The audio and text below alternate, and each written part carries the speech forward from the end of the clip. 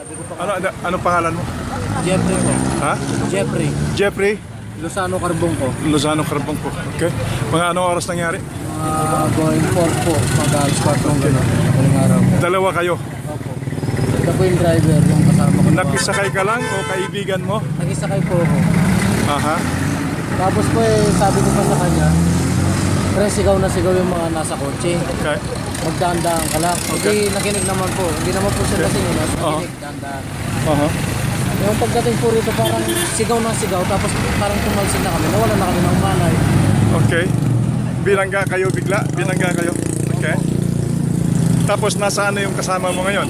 Nawawala po eh. Nahulog sa ilog? Opo.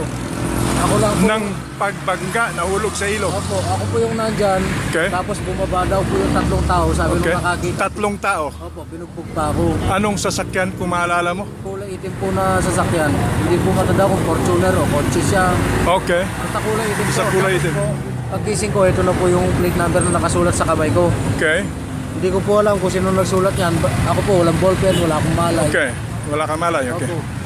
Hindi ko po alam kung sino nagsulat nito. Nagpapasalamat ako, sana matulungan kami na nagsulat ng Yeah. plate number na to. Okay. Ikalat natin to.